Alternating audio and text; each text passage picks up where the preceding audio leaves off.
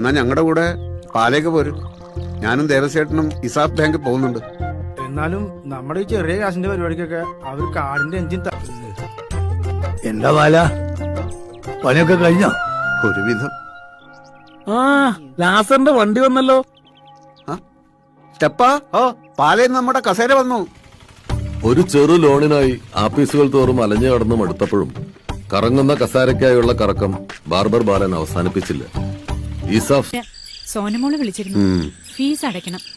+1 കാർക്ക് 20-ാം തീയതി ക്ലാസ് തുടങ്ങും. ലോൺ എടുത്ത പൈസ.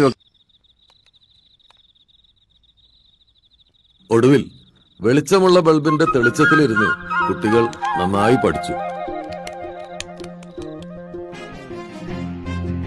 തെക്ക് വടക്ക് നടപ്പ് നിർത്തി വടക്കേമുറി ചടഞ്ഞിരുന്ന് കവിതകൾ എഴുതി.